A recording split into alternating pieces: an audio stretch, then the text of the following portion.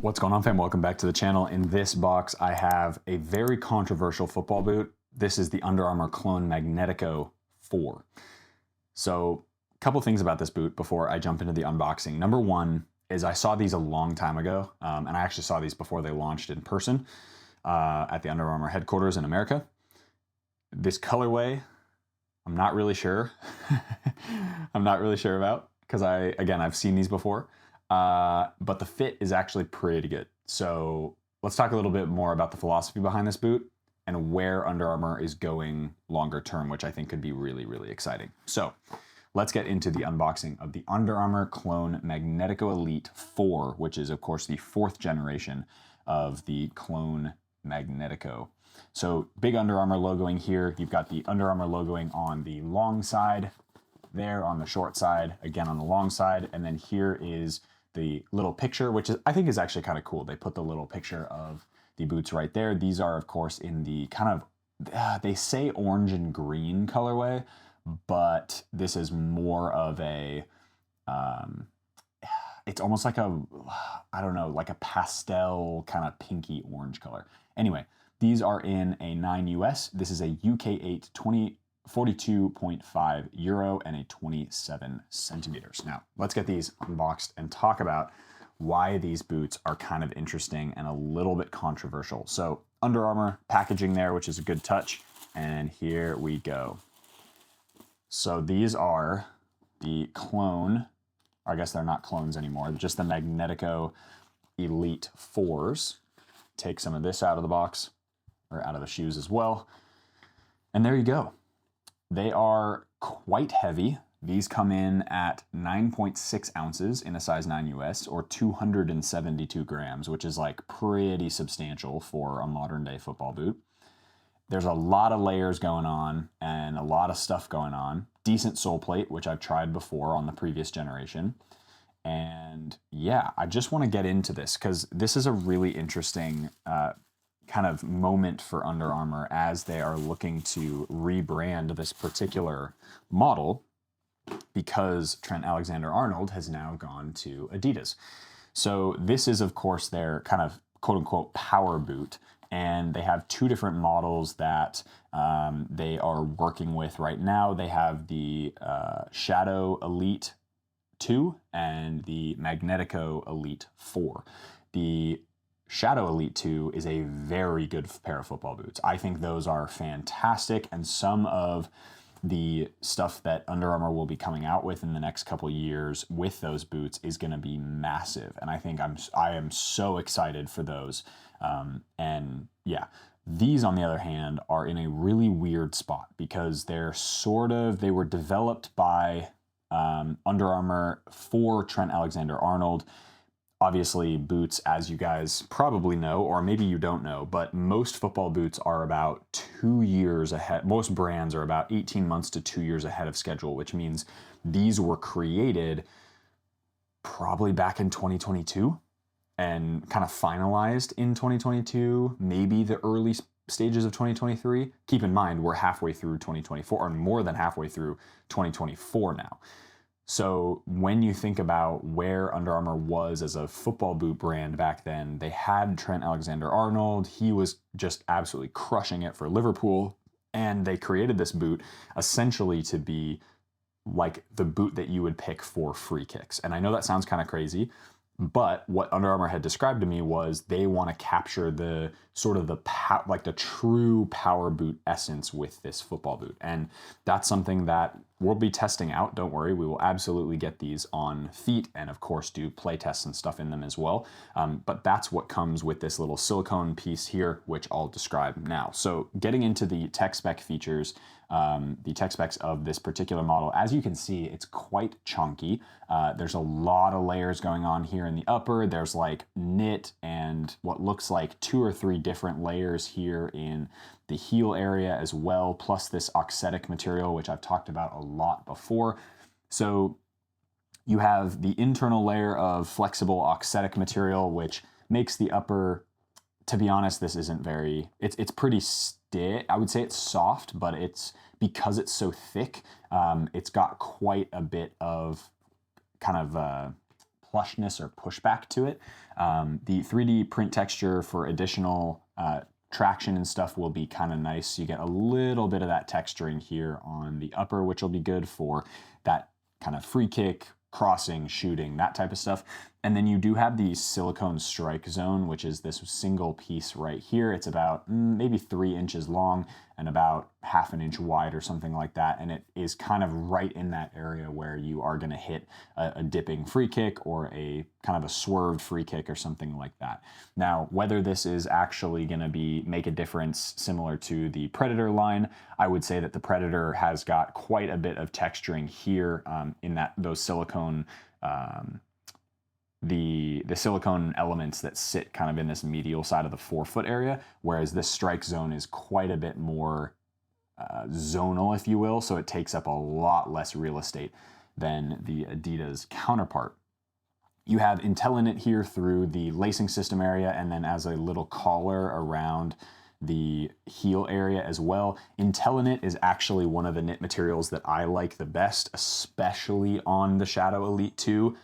Particularly because it is a pair of football boots that is completely Intellinet, and it is absolutely fantastic as far as the fit, feel, and just the robustness of it. It has a lot more, like it feels much more quality than some of the other knits on the market, and has this really interesting combination of really beautiful kind of plushness, but also it's got the amount of stretch and the density of the fibers makes it really nice and gives it some really good snapback and structure to it. So from an Intellinet perspective, I'm really glad they actually included that, because I think that'll add a little bit of something special to the kind of the seamless wrap sensation on feet. The next thing we want to talk about is the internal kind of heel counter that they've got going on.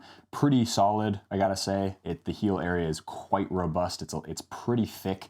It looks like there's 3 different materials here. You've got kind of this external synthetic material that ends in like this really weird kind of rounded shape to it. And then there's a random piece of knit that like sits in between that external piece and the heel area, which is quite nice and padded. Now, if the material in the heel area is anything similar to the Shadow Elite 2.0, no problems at all. The Shadow Elite 2.0 heel area is excellent. It really is super neutral feeling, so I think most foot shapes are gonna get inside those, and obviously you've got quite a bit of kind of flexibility to open up this heel area, even despite it being quite a chunky heel area as well. You get the same sole plate that you did on the previous generation, which actually, in my opinion, isn't super terrible at all. It does a nice job of digging into the ground. It's got a decent amount of structure to it, probably a little bit more than average from this type of football boot. And the studs do a nice job of giving you some good pivot power here in the forefoot area, and then you've got sort of this bladed with the conical inside. I don't know if that's a structural thing. I don't know if that's more of like it gives you both the flexibility of a conical stud with a little bit of extra aggressiveness with these little kind of, how would you even describe that? Like a little circular with the offshoot. Anyway, I'm losing my words here. But overall, as a package, I think this needs a complete rework. I think this boot needs to just do something different. I think for a couple generations now, it's been a very comfortable football boot for a lot of people, but the performance, the materials, the way it looks just haven't lived up to what I think some of the other Under Armour boots of the past and current, like present, are.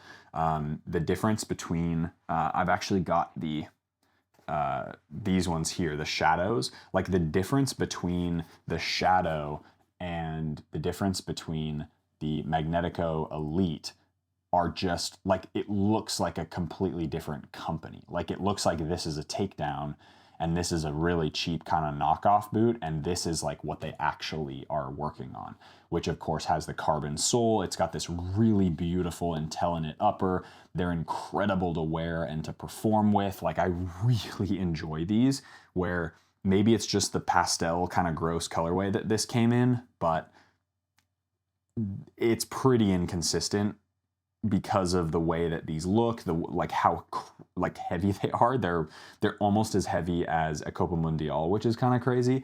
And for a modern day like power football boot, you compare this with something like a Predator that gives you all the power boot feel you would ever want in a package that's like 2/3 of the weight of this one. It's just not the same. You're not even in the same category, if that makes sense. And I'm really hoping that Under Armour accelerates this to the newest generation, like the next generation, I should say, that is going to hopefully do a much better job than this one, because I just think that this one needs to go. And I know it's brand new. I've literally just opened up the package, and this is a quote unquote brand new football boot, and I haven't even tried them on yet. But just from a looks perspective, my concern is that even if, let's assume these are a perfect fit for me and I'm going to love them, am I going to wear them? Probably not. Like, I'd rather put this on that that maybe isn't a perfect fit, but it fits really well, but it looks insane, it performs insane, and all that stuff. So I don't know. I'm a little conflicted about this, because I think that these two boots they look like they're from different brands. And as far as brand cohesion and building sort of building a brand story, that's a problem. You want your line to look really cohesive, even if if you look at like this boot and this boot, this one gets an update, this one gets an update, this one gets an update, this one gets an update, but they kind of have similar, like you understand where the brand's going as far as what they're trying to do. You look at a Nike, you look at Adidas, you look at even Diadora, who are like totally not in the conversation for the best boot brands. Even their boots, if you look at their lineup, are like, okay, yeah, those are Diadora boots. That makes sense. So that's what I'm concerned about with these ones. But none of that I just said is going to matter if these fit insanely well. So let's get these on feet and see how they go. All right, guys, out in the backyard with the Magnetico Elite 4. Now, these compete with things like the GX2. These compete with things like the Predator, like the Tequila. These are kind of a control/power boot-ish. The weight would definitely, which, like, again, 9.6 ounces, relatively speaking, is heavy because of the time we live in now with everyone wanting really, really light boots.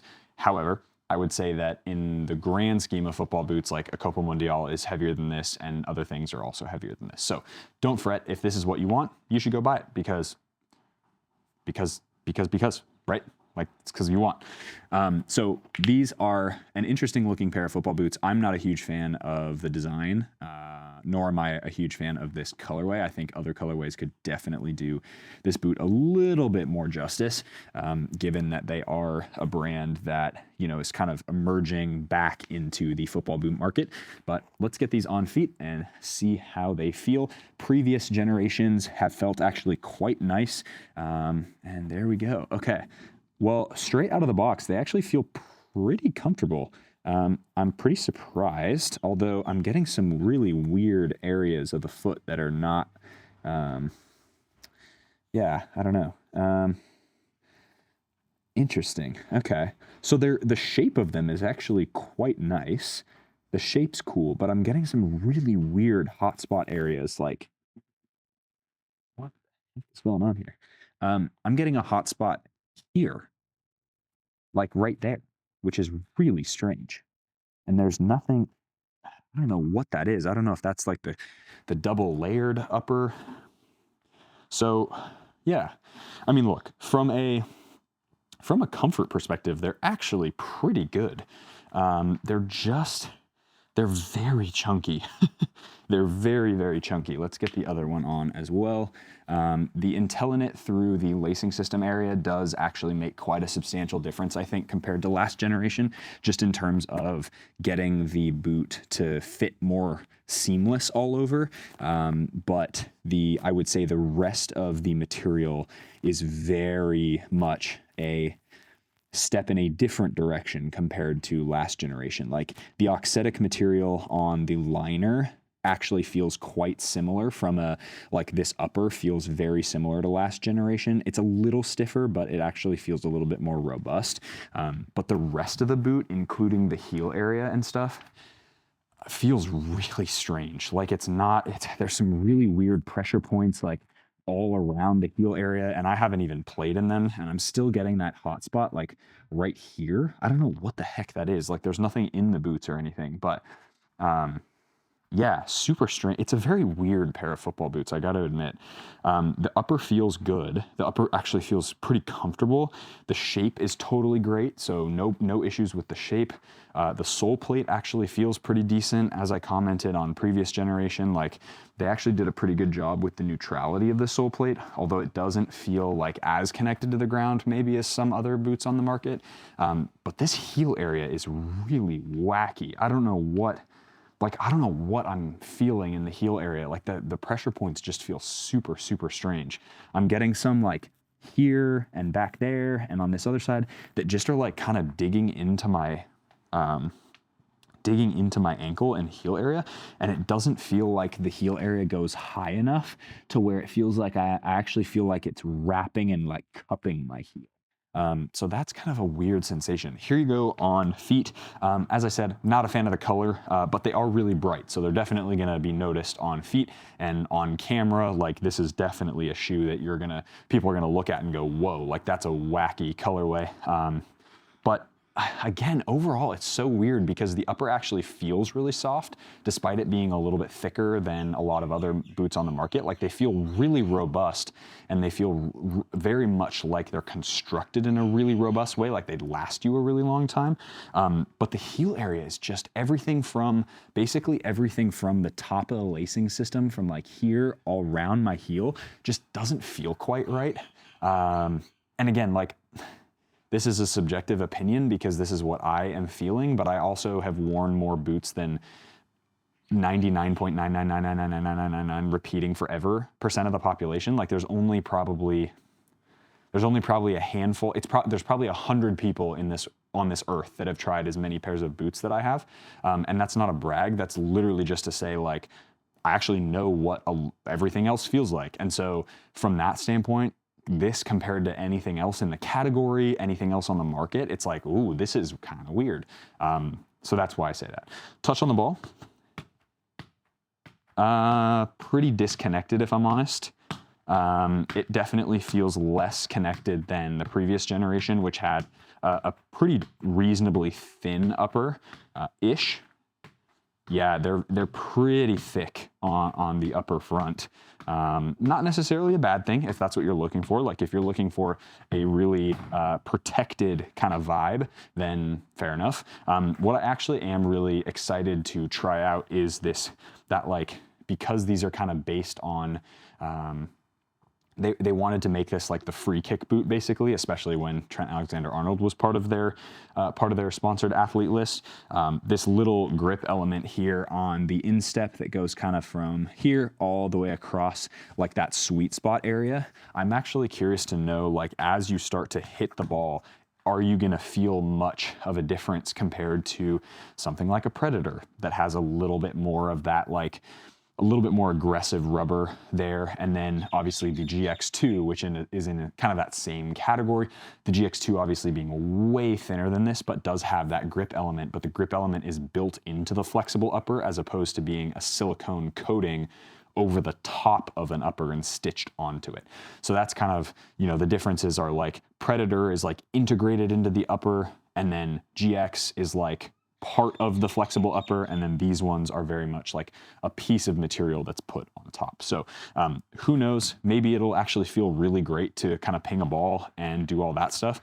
Touch on the ball though, from like a ball manipulation perspective, is pretty good, I would say. It's like the feeling is relatively connected, but it's not as connected as other things in the category, especially with everybody wanting a lighter and a little more agile feeling boots. These definitely feel a lot more like kind of, I wouldn't say clunky, but definitely like a little bit more robust and very like, you can tell you have football boots on, as opposed to them just kind of seamlessly not existing under on your foot anymore, right? Like a lot of other boots on the market.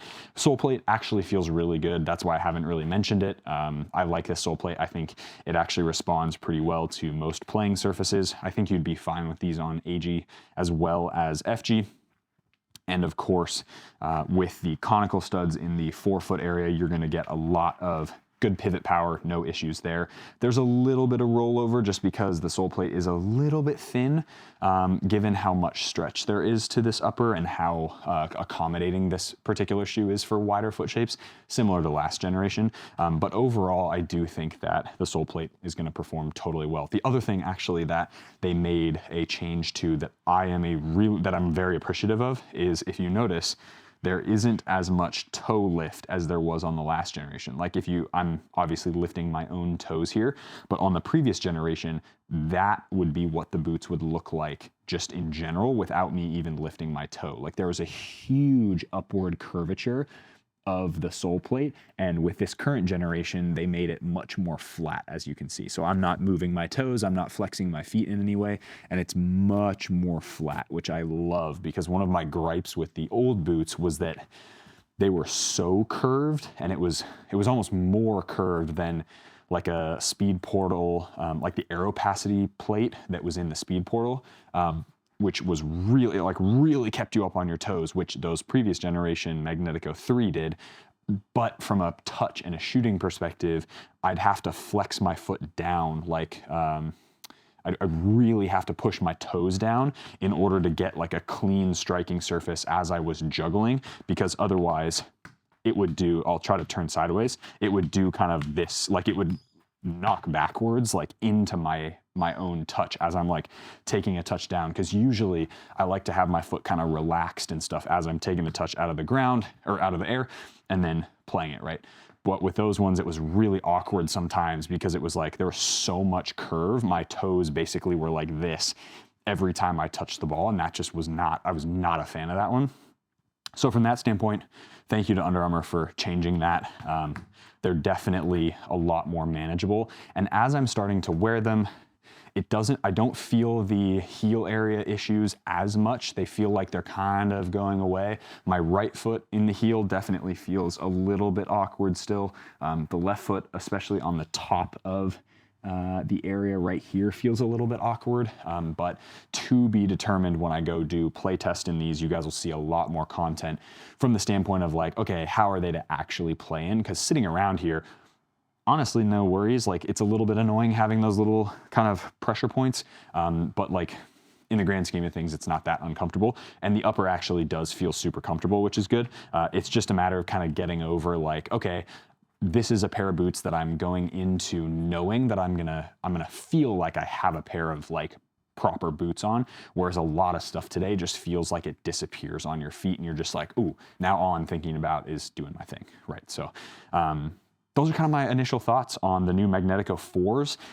I don't think it's a terrible boot, but I also don't think it's a very good boot. So that's kind of like, it might work for you if you liked the previous generation. This is definitely, I would say, like a quality and shape improvement, but from a performance standpoint, I can't quite say yet, obviously, because I haven't done a play test in these, but I will definitely go get that sorted, so stay tuned for that one, and hope you guys enjoyed that video. If you did, hit that like button, subscribe to the channel if you haven't already. As always, be awesome, take care. I'll see you guys in the next video.